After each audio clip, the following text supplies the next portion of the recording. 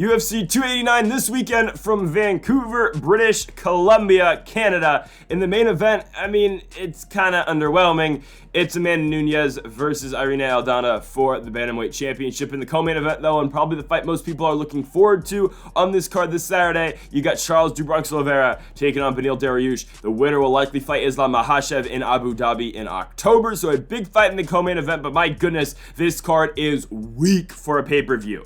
I mean, you look at the pay-per-view card, Eric Anders, Marc-Andre Barriault, Dan Ige, Nate Landwehr. Should be a good fight, but still, is that really a main card-worthy fight? I don't know. Mike Malott, Adam Fugitt, they are making you pay money to watch this Saturday. Oliveira, Dariush, Nunes, Aldana, I get, but I mean, the main event, again, is not really main event caliber for their return to Canada. And then on the prelims, Nasruddin Imavov versus Chris Curtis is a great fight, but other than that, my goodness, it is weak, guys. So make sure to hit that subscribe button down below for some more UFC here on the channel. We do UFC predictions every single week, and tomorrow we will be back with our PFL 4 predictions of the main event. Brendan Loughnane taking on Jesus Pinedo on that PFL card where half the card had to pull out because of PEDs. So that should be fun. Make sure to hit that subscribe button down below and join us tomorrow, folks. Let's get into this 11 fight card. And our first fight will be in the strawweight division. We have got Maria Oliveira taking on Diana Belbita here. It is low-level strawweight fighting. Let's just be honest with ourselves. Belbita, 26 years old, coming into this fight, 1-3 in the UFC. Her only win being Hannah Goldie. Goldie, of course, now I don't believe fights in the UFC no more, but Belbita is 1-3 in the promotion. Her first fight, dropping one to Molly McCann, then getting submitted by Liana Jojua in her next fight. Beats Hannah Goldie after that by unanimous decision, and then drops her next fight to Gloria De Paula back in February of 2022. Her opponent is Maria Oliveira, and I'll tell the story every single time Maria Oliveira fights. Her nickname is the Spider Girl because her coach thought she resembled Anderson Silva in the octagon. It doesn't. Okay, I don't know. Maria Oliveira, sure, her one win in the UFC is a win over the last opponent that Belbita fought, and that was Gloria De Paula. Oliveira beats Gloria De Paula, and I think that's the fight that's really directing a lot of people to pick Maria Oliveira in this fight. However, her last fight was a loss to Vanessa Demopoulos, dropping in that fight by unanimous decision, a fight where she gets dropped by Demopoulos in that fight in the second round. She gets out wrestled in every other single round. She loses the fight 2-1. Her first fight in the UFC, she drops one to Top of the Ricci. Top of the Ricci, though, is pretty solid. But Oliveira's 1-2 in the UFC. Belbita is 1-3. This is probably loser goes home. Let's just be honest. It's a weirder fight to put as the opener here for UFC 289. Again, the UFC has waited so long to go back to Canada, and we can talk about how, the UFC is staying in the Apex, and they're going to only a certain couple venues each year. I know they're going probably to South Korea later in the year. They're going to Nashville. They're going to Brazil, Sao Paulo to Brazil. But other than that, they're going to be staying in the Apex for most of the year. I know they're going back to Boston, of course, Vegas, New York, like normal, but still, man, they need to get shows out of the Apex, and that's not what they're doing. And it's not like, they're still booking the bad fights for the pay-per-view cards, and it's still selling. So you can still book Fight Night Home versus Bueno Silva in Sioux Falls, South Dakota, and it'd probably sell. Anyways, Belbita Oliveira, I think Oliveira's a better striker. I think she's going to go in there, and yes, she's not Anderson Silva, but she's still a better striker than Diana Belbita. MMA math doesn't always work this way, but Belbita lost to Gloria De Paula, and Oliveira in her next fight beat Gloria De Paula. I think Maria Oliveira is going to win. Give me Oliveira to win by unanimous decision. Next up at flyweight, we've got David Dvorak coming in on short notice, taking on Steve Erceg. Originally, this was supposed to be Clayton Carpenter for this fight. Got pushed back a couple weeks, and now Dvorak gets Steve Erceg in this fight. For Dvorak, a top 15 flyweight, but a guy who is on a 2-fight losing streak, dropping his last two to Mateus Nicolau and Manel Kopp. In the Nicolau fight, Nicolau goes in there, just kind of outstrikes him. Not much really goes on in that fight. Nicolau drops Dvorak in the second round. You give the first round to Dvorak, you give the second two to Nicolau, and then Dvorak's next fight, he got dropped again by Manel Kopp. I had every round for Manel Kopp. I think that was pretty clear. I think the first round might be the toughest one to score, but second and third, all Manel Kopp in that fight. He goes in there and outstrikes Undertaker and David Dvorak. And again, Dvorak got ranked after 3 straight wins in 2020. Beats Bruno Silva, beats Jordan Espinosa, and beats Juan Camilo Ronderos. And I'm not saying David Dvorak is bad by any stretch of the imagination. I'm just saying when Dvorak stepped in the UFC, he stepped into a UFC flyweight division where there weren't many fighters anymore. I mean, there still really aren't. There's really only like let's be honest, like 23 flyweights, I think, on roster. There might be more, but there's really not that many. Of course, the UFC's flyweight division is still recovering after they dropped all the guys in 2019. But when Dvorak entered the UFC, there was seriously like 17 flyweights, and he won 2 fights, and that put you in the top 15. He's ranked number 12, which isn't bad, but it's just I think his ranking might need to get a little bit updated, because considering the UFC is bringing in a lot of flyweights to the contender, especially when Dvorak came in through the pandemic. Not many guys able to make the walk in the UFC, and Dvorak's activity was able to keep him up in the ranks. The thing is, he has not won a fight since, the Apex days. He has not won a fight outside of the UFC Apex. Now, he's going to be getting Steve Erceg in this fight, and for Erceg, this is a guy who, I guess, actually, Dvorak's first win in the UFC was on the Leo Oliveira card still. It was no crowd over, and I don't know where in Brazil it was, but still. Anyways, Steve Erceg, this is a guy's 9-1 coming into this fight, coming out of course, Oceania, Western Australia. This is a guy who's won his last, 7 fights. He's got a win over Shannon Ross in Eternal MMA in 2020 for the Eternal MMA Flyweight Championship. He is the reigning flyweight champion over there, I do believe. But he has not fought in 3 years, so actually he might not be the champion anymore. I'm not sure. It doesn't matter. He's now in the UFC. But for Erceg, he's 7-0 in Eternal. He has not lost over there. This is a guy who's really good on the ground. He can come in there, submit you right away. But Dvorak's a guy, in all fairness, who is solid on the ground as well. You're not seeing many guys dominate David Dvorak on the ground. And that's why I think this fight's going to be really tough for Steve Erceg. Because Erceg, again, his best pathway to victory is going to be through the ground game and trying to ground Dvorak and try to fish for a submission. Well, David Dvorak's pretty physically strong. David Dvorak is a tough guy to go in there and finish on the ground. So I think a lot favors David Dvorak in this fight. He's a minus 175 favorite. Erceg again at plus 145.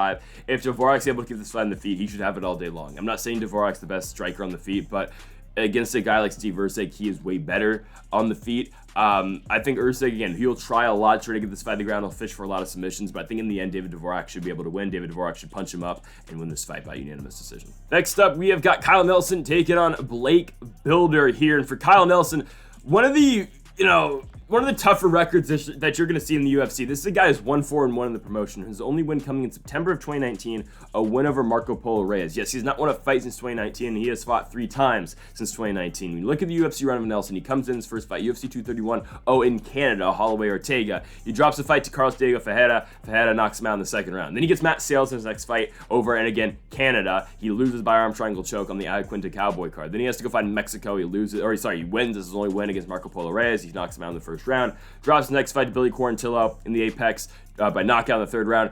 Loses the decision in London to Jaya Herbert, and then it drops a fight, or has a draw against Doo Ho Choi in his last fight by majority decision. Sure, I guess. I don't know. I mean, it's an interesting scorecard. Anyways, he'll get Blake Bilder in this fight, but where does Kyle Nelson win? He's going to have to win on the feet. I mean, this is, Blake Bilder is not horrible stand-up wise, but if Kyle Nelson's going to want to have a shot, he's going to have to do that. But the thing is, Kyle Nelson's pathway to victory in his last fight against Doo Ho Choi was the wrestling. He was really active in terms of wrestling and tried taking the fight down against Doo Ho Choi. He shot 10 takedowns in that fight. He landed 5 of them, about 6 minutes of control for Nelson in that fight. But again, that was his pathway to success in the Korean Superboy fight. It's not going to be that way against Blake Bilder, because Blake Bilder is really good on the ground. And does Kyle Nelson want to take down Blake Bilder? I don't think so, because that's where Bilder wants to fight. So for Kyle Nelson, the game plan changes in this fight, and now he comes in this fight a striker. But still, I think he's got a puncher's chance, obviously, in this fight, but it's a guy, again, who has not won a fight since 2019. And yes, that win in 2019 was by knockout, but on paper, he looks like one of the biggest underdogs on this card. On Tapology, at least, he's the biggest underdog, because a lot of people are high on Bilder, and I understand, because, again, this guy, really good at getting fights to the ground. He's got really good, skills once the fight has hit the mat. And when you look at his last fight, his only fight in the UFC, is the win over Shane Young over in Australia. He goes in there and just outstrikes him. He couldn't take Shane Young down, but instead he was able to go out there and outstrike and put a pace on Shane Young. So the same can be said about this fight with Kyle Nelson. All right, say Bilder isn't able to take this fight down. Well, still, he could be able, and he probably will be able to go out there and out-volume Nelson once this fight is on the feet. So I think everything points to a Blake Bilder victory. However, I'm confident that he can go in there and get a takedown, and I think if he can get a takedown, he can go out and get a submission. So I'm going to take Blake Bilder to go out there. It's going to take him some time, but Blake Bilder beats Kyle Nelson. He's going to get it done by second-round submission. Next up, we've got Canada's own Ayman Zahabi, I guess Ariel Helwani, take on Aoriqileng in this fight. And for the Mongolian murderer, 24-9 is the professional record, but 2-2 in the UFC. After dropping his first 2 fights to the promotion, he has bounced back and won his last 2. His first fight, it's a loss to Jeff Molina by unanimous decision. Molina goes in there and beats him. him pretty well. It's a good fight over in Jacksonville. It's a really good back and forth fight, honestly, though. Wins fight of the night. Molina's winning, and at the very end, Aoriqileng drops him or wobbles him. It's a tremendous fight. You should go back and watch it. I believe it's the first fight of the second fight of UFC 261. That entire card was really good in Jacksonville. Anyways, Aoriqileng then drops one to Cody Durden in his next fight. That was the fight where Cody Durden famously said, I beat him, and I'm gonna go send him back to China and send him back where he came from. And DC was like, all right. And then Aoriqileng after that beats Cameron Ellison in his next fight. He knocks him out in the first round and then beats Jay Perrin in his next one by unanimous decision. Jay Perrin, obviously the famous fighter who lost to an 18-year-old after he said that he was going to go on there and absolutely destroy that teenager. Anyways, Aoriqileng's opponent, Aman Zahabi. We have not seen Zahabi since his win about a year ago over Ricky Tercios. He comes in there, beats Tercios by unanimous decision. It's a fight that he's a big underdog in, but Zahabi goes in there and wins. It's interesting because, again, Tercios is coming off the Ultimate Fighter victory, but Zahabi weathers the storm. But it was really a weird fight because, again, Tercios just doesn't do much in that fight. He kind of just went into his own, like, oh, I'm zen with myself mode, and he just kind of started punching air, and he really didn't do anything in that fight. It was kind of weird. Zahabi wins his fight before that for Zahabi. He goes in there, beats Draco Rodriguez. He knocks out Rodriguez in the first round. It drops two before that to Ricardo Ramos and Vince Morales. And in his first fight, you got to go all the way back to 2017. It's a win over Vieira on, get this, in Halifax, Nova Scotia. Travis Brown and Derek Lewis in the main event. It has been a while for Zahabi in the UFC, but still only his sixth fight in the promotion, and he is 35 years old. And you got Aoriqileng coming into this fight at 29. Again, Zahabi, good striker for Aoriqileng, more of the same. You're probably going to see this fight on the feet. I think that's really where you're going to see this one. We'll see, because Aoriqileng, he can go, he can go balls to the wall for 15 minutes. Zahabi can kind of do that as well. I think the power advantage, the slight power advantage, would go to Aman Zahabi here, but I think all around, Aoriqileng is a better striker. Aoriqileng has got more tools in the feet, and Aoriqileng has got more ways to finish the fight on the feet, even though, yes, I would say the power advantage goes to Zahabi, but I think Aoriqileng has more angles and different approaches that he can come into this fight than what Aman Zahabi's got. I think, again, the more dynamic striker is Aoriqileng, and I think ultimately, that's how this fight is going to play out. I think Aoriqileng is a more dynamic striker, and I think Aoriqileng is going to win. So give me the Mongolian murderer to beat Aman Zahabi, picking up his 25th win professionally and his third in the UFC. Give me Aoriqileng to beat Aman Zahabi. He's going to get it done. I mean, I'll go decision. I think that's a safe pick here. I could definitely see a finish. It is a really good, close fight. I'm going to go Aoriqileng to win by decision. So another Canadian fighter on the card. This time it will be Jasudavicius taking on Miranda Maverick. Maverick, a huge favorite in this fight at minus 300 for Jasudavicius. There's the plus 240 for you. Again, Maverick's huge favorite for a good reason. She's 4-2 in the UFC, and her only losses, one to Macy Barber in a fight that everybody thought that Miranda Maverick won. I think, Macy Barber was the only person who thought she won that fight. And obviously Maverick's just combined Miranda and Maverick. Maverick's second loss in the UFC will be to Erin Blanchfield at UFC 269 in Vegas. But you know how good Erin Blanchfield is. This is a fighter who is likely fighting for a world championship next, or at least should be fighting for a world championship next. But Erin Blanchfield beats Miranda Maverick. She dominates her by unanimous decision, but that's what's going to happen to you in a fight with Erin Blanchfield. Anyways, since then, Maverick has won back-to-back fights. Given there are two fights where she was supposed to win and two fights that she was a huge favorite in. The Sabina Mazo fight, she submits Mazo in the second round. That's back in early 2022. In the Santos Ankalaev card, and then wins her next fight against Shanna Young in the Apex on Rodriguez and Lemos. That fight was supposed to take place from Salt Lake City. Then it got moved to the Apex. But for Maverick, again, you know what she does well. She's a really good wrestler. She's going to come in there. She's going to try to submit you, but primarily she's going to try to take you down to the ground. And for Jasudavicius, another fighter who's got a good ground game as well. That's really how she wins most of her fights. The one fight she did lose in the UFC, you got to go back to that card in Austin, Texas, where she loses every single round to Natalia Silva, and Silva just dominates her everywhere. She outstrikes Jasudavicius. She's able to decide whether the fight takes place in the ground or the feet, and that's how Miranda Maverick's gonna have to fight this fight as well. Maverick's not the greatest striker. She's really not, but I think she will be able to take down Jasudavicius in this fight. I know Jasudavicius has, only been taken down once in the UFC. Yes, it's going to be the Kay Hansen fight at UFC 270 in Anaheim on Ngannou and Gane, but still, I think Maverick's able to do what a lot of fighters haven't been able to do, and what a lot of fighters do stay away from doing is Jasudavicius, considering Jasudavicius, again, is good on the ground, and her weakness, I would say, is on the feet. However, Miranda Maverick's not looking to expose a weakness here. She's going to try to get Jasudavicius down. She's going to try to grind her out on the ground. Again, Maverick's a minus 300 favorite. She should be the big, she should go in here and win this fight. I think she will. Again, it doesn't take much for her to go out here and win. I think she's able to land takedowns. She's able to keep Jasudavicius down. And I think Miranda Maverick should be able to win. Again, I am picking against the Canadian fighters so far. This makes the Canadian fighters on my predictions 0-3, but I think that's what's going to happen here. Again, I think definitely Jasudavicius has got one of the toughest climbs on this card to win for the Canadian fighters. I mean, I would say Kyle Nelson's got the toughest climb, but out of the 5 Canadian fighters in this card, I think Jasudavicius has it somewhat the toughest, and I think Maverick's able to go in there and dominate her on the ground. So give me Miranda Maverick at minus 300 to win it by unanimous decision. I don't see a finish here, but I think Maverick's able to go out there and win. Give me Maverick to beat Jasudavicius by unanimous decision. And our featured prelim, we've got Nasruddin Imavov taking on the action man, Chris Curtis. And for Chris Curtis, back in the octagon yet again. And man, I like Chris Curtis, but this man is making it tough for me to be a fan. I mean,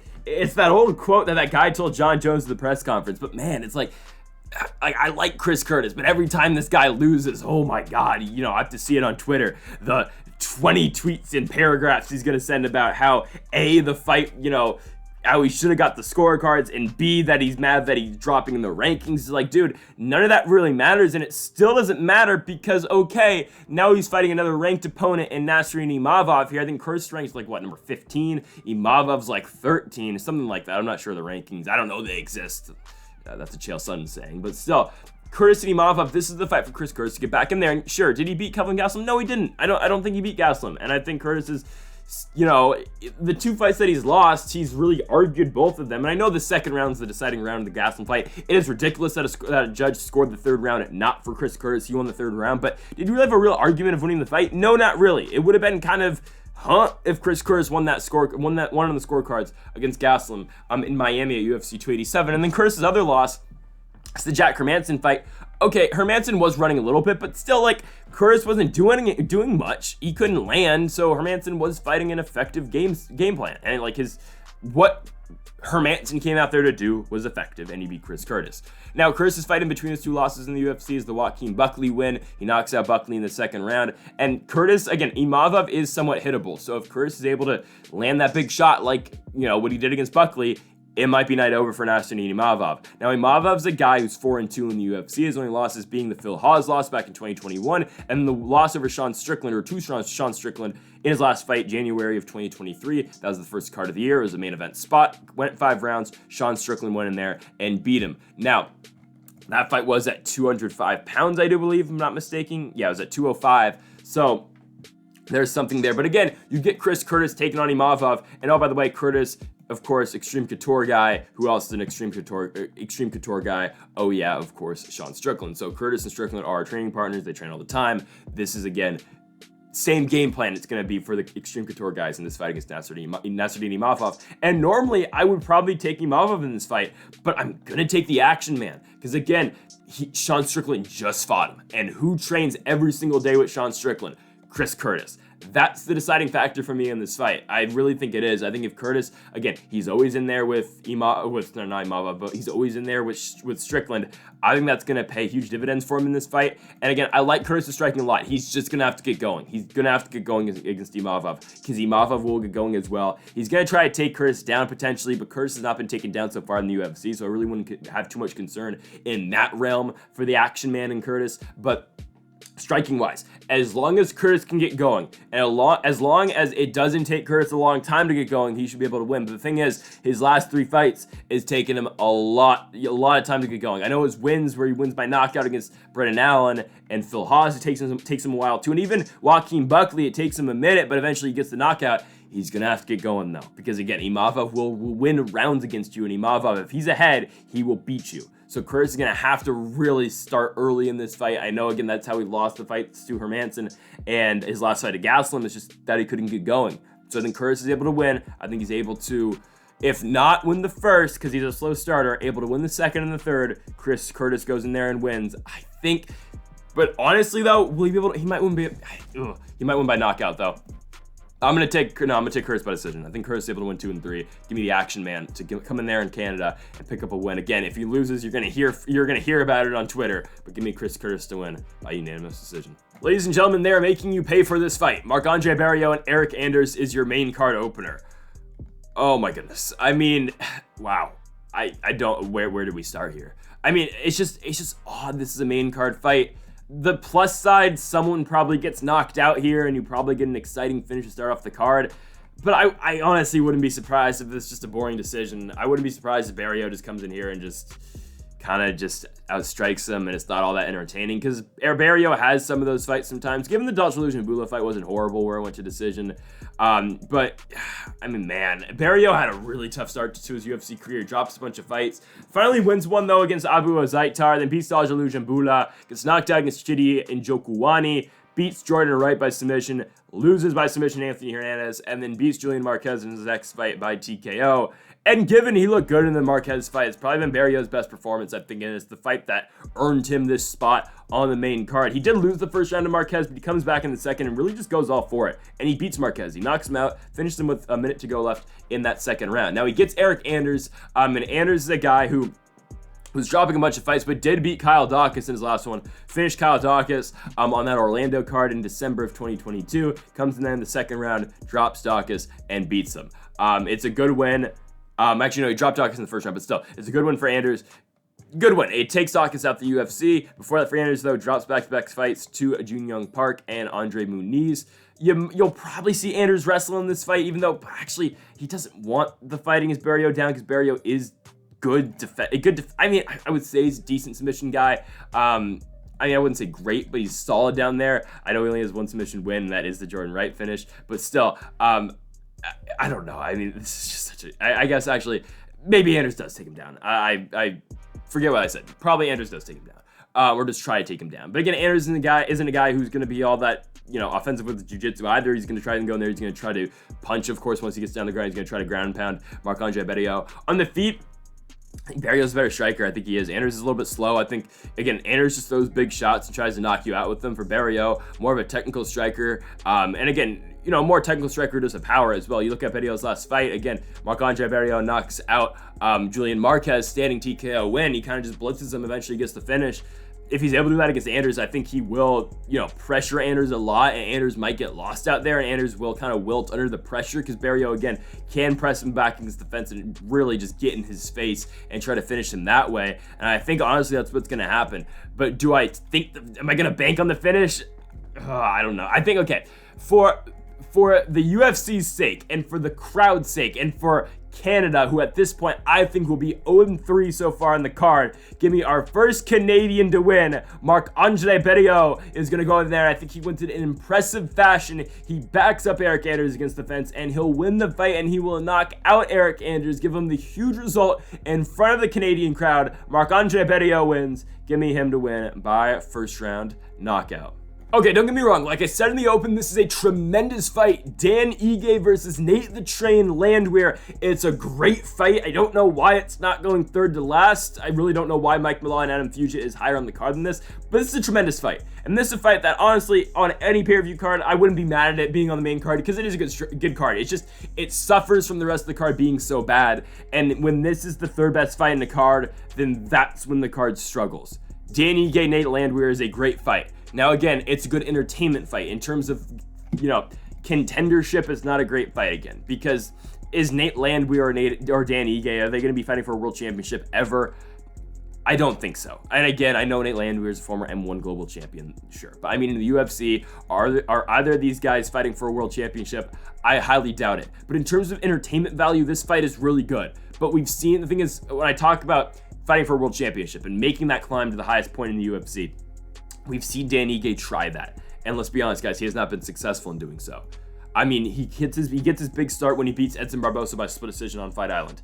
or I think it was in Jacksonville. He didn't win that fight. He really didn't. Go back and watch that fight. He got really lucky with the scorecards in that fight. Barbosa should have got the victory. Okay, it's fine though. Then he gets a main event spot against Calvin Kattar. He loses. He makes a great account of himself, honestly. He wins a round or maybe wins 2 rounds on some cards.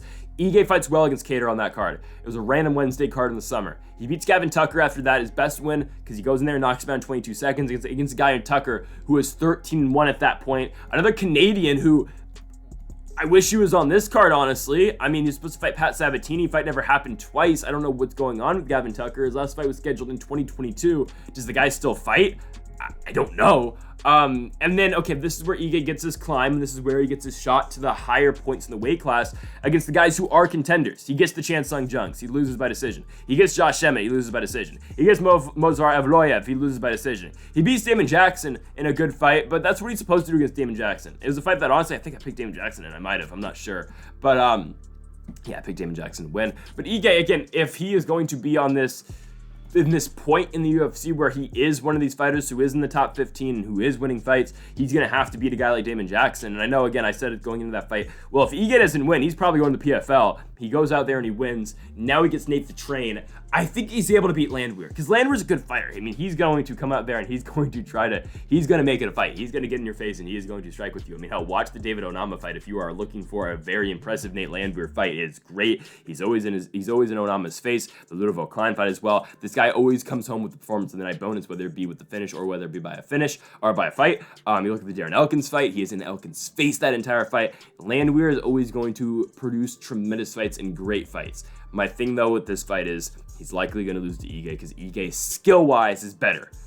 Landwehr's last fight was in March 2023. It was in San Antonio. It was on that Marlon Chito Vera, Corey Sandhagen card. He beats Austin Lingo. In the second round, he submits him. Again, when that fight was on the feet again, it was just crazy back and forth action. The thing is, if he trades back and forth with Dan Ige, he's probably going to get knocked out. If you trade with Dan Ige and open yourself up to get hit, that's when Ige will get to you, and that's where Ige will eventually find that finish. I think it's going to be a great fight until the knockout, but I think that knockout will come in the second round because eventually, again, it's going to catch up to Nate Landwehr, and Danny Ige is going to land a big right, and he's going to put him down and win the fight. So Danny Ige is going to win this fight. It should be great until it ends, but give me Danny Ige to beat Nate Landwehr. He's going to get it done by second round knockout.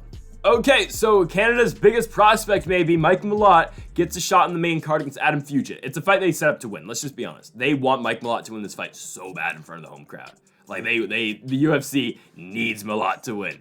I mean, I'll make a joke that Michael Malott, Johan Lanus, that fight earlier in 2023, earlier this year, a couple months ago, the winner of that fight, the winner got the main card spot, and the winner was going to become the UFC's big Canadian star. And I know, again, Johan Lanus has not close to the hype Mike Malott has. Lanus lost his first fight in the UFC to Gabe Green. Doesn't really translate all that much, but still, like, they needed Mike Malott to win that fight, and there you go, and now they need him to beat Adam Fugitt, because this is a guy who, again, they can really push as a Canadian star. I know he's 31 years old, but here, right now, at least, Malott stringing together wins. He looks like a really good fighter, and he's really gone through every single guy they've given him so far, at least in the contender and in the UFC.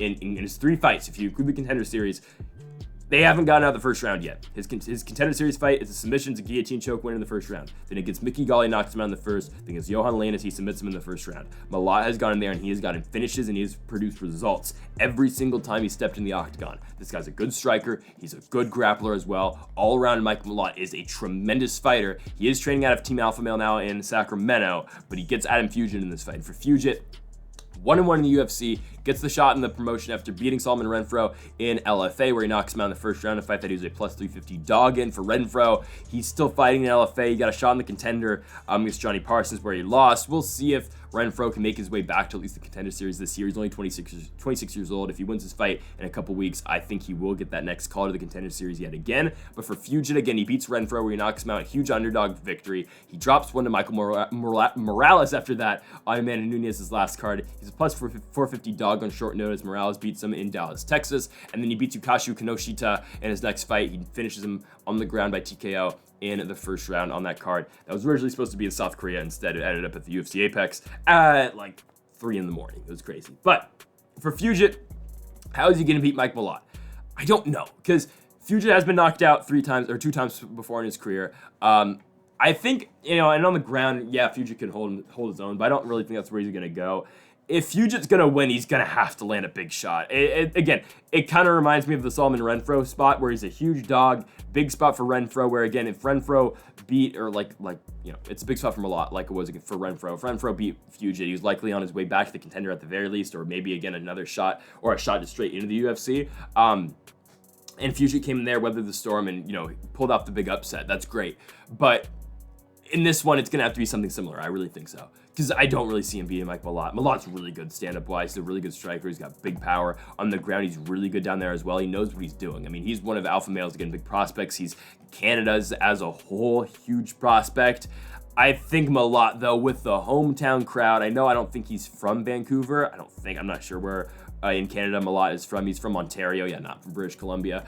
But, again, in front of the Canadian crowd, on the first Canadian card, this is the big push for Mike Malott as their homegrown talent. The UFC has come sort of these fighters in their, they've gone in Paris, in France. They've got Aspinall in the UK. They don't go to Hawaii, but they got Max Holloway in Hawaii. They've got Yair Rodriguez in Mexico. I know they don't go to Mexico, but they got Volkanovski in Australia. They've got Adesanya, New Zealand, and Australia as well. Mike Malott, I think they're hoping is their guy from Canada, which is crazy, but I think that's why they put him on this spot. If they really think Malott can get going in the UFC, I think this is where that's that opportunity. He'll come in here and he'll knock out Adam Fugitt, and he'll get it done in the first round. It's gonna be Mike Malott again, first round knockout. What a fight in the co-main event! Charles do Bronx Oliveira versus Beneil Dariush. The winner will receive the next title shot at 155 pounds. It is a shame this fight is only 3 rounds, but I will make the case it makes it so much easier for Beneil Dariush to win this fight. I think it does. I think the 3 rounds favors Dariush. Given, again, Oliveira's fights usually don't go into the championship rounds, at least when he was the world champion, but I think this fight will really favor Dariush, considering it only takes him 15 minutes for him to win this fight. And he only needs 15 minutes, basically, of control time to win this one. Because I think Dariush I think there's a very good chance he results to wrestling in this fight. There's a very good chance I think he does.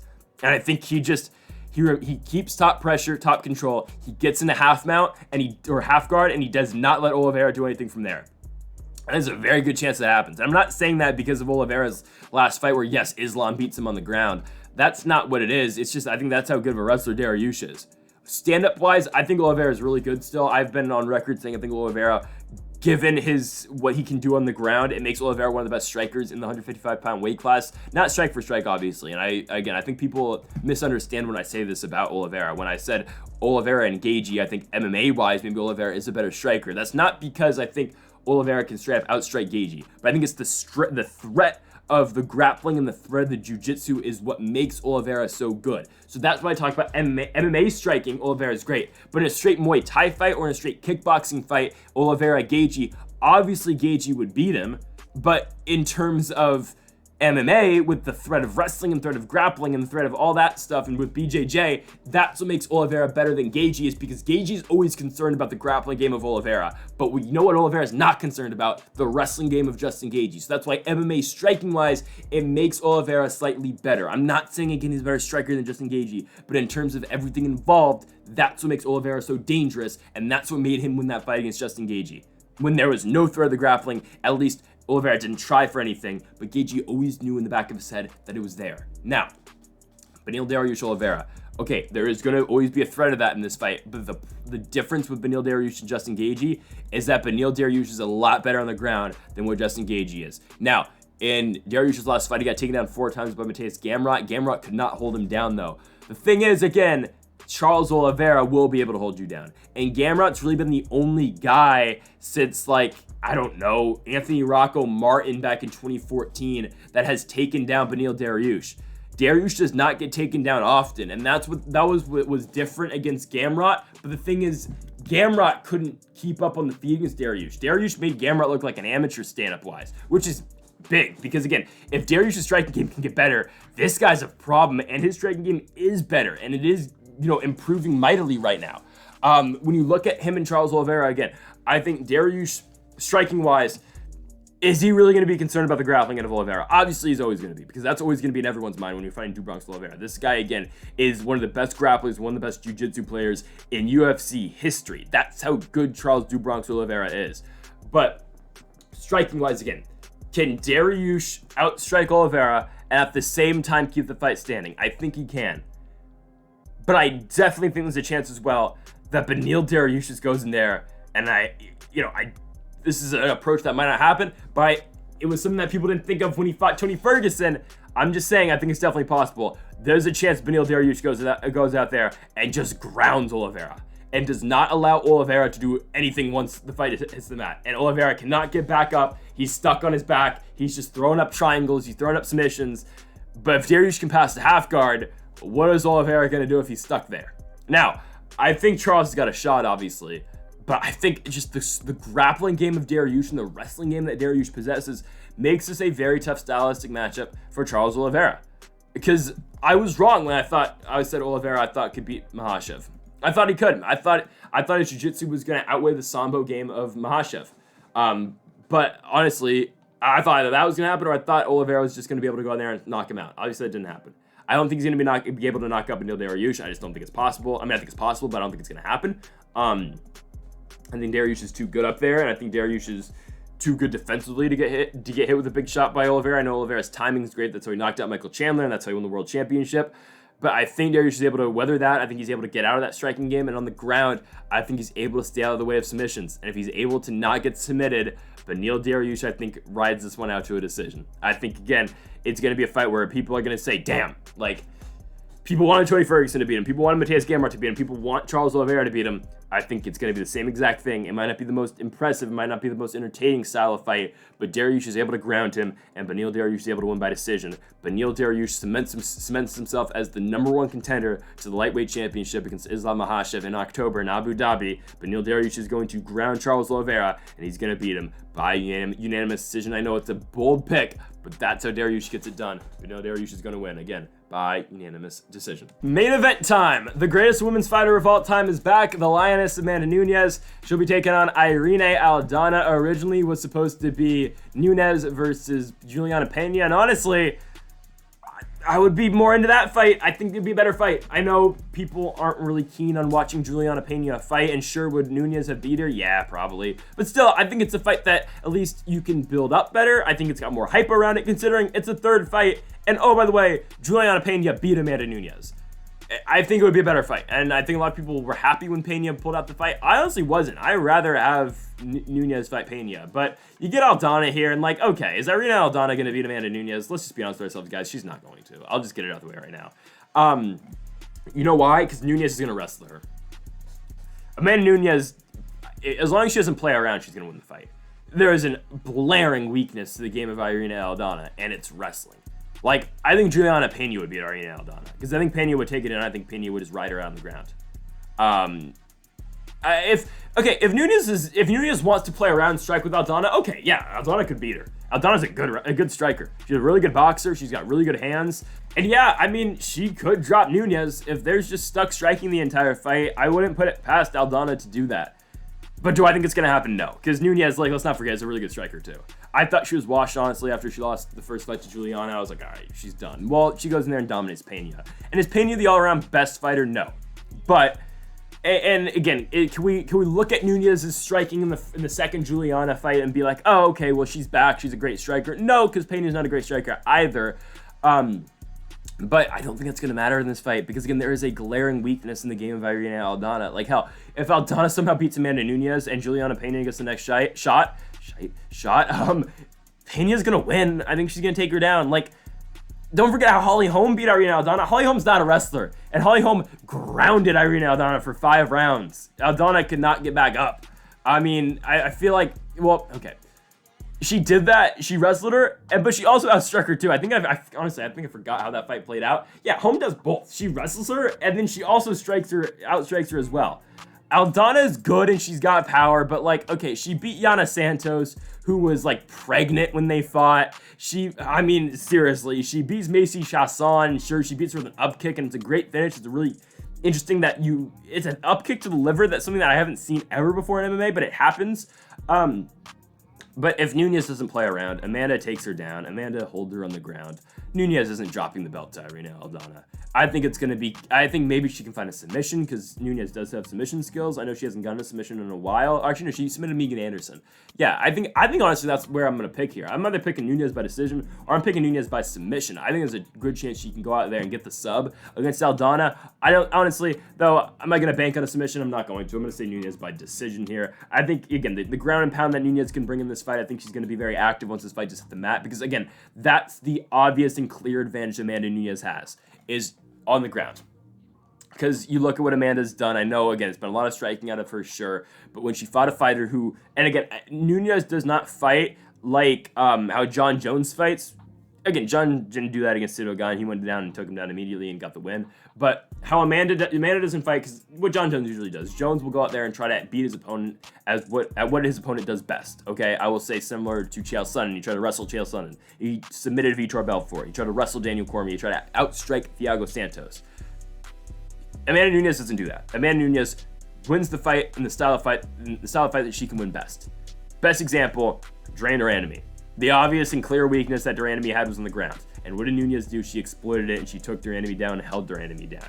What is she going to do to Irene Aldana? Oh, by the way, in the enemy fight, 18.5 minutes of control time in that fight. Crazy. What is Nunes going to do to Aldana? She's going to wrestle her. She's going to hold her down. She went for a couple submissions. I think this fight's really similar to the Duranemy fight. She wasn't really able to submit Duranemy. She tried a couple times in the first round, but after that, she just went to the striking. I think that's kind of what we're going to get as well. I don't really think Nunes is going to be able to find that submission, but I think other than that, Nunes is able to hold top control, and Nunes is really able to work on her with her strikes.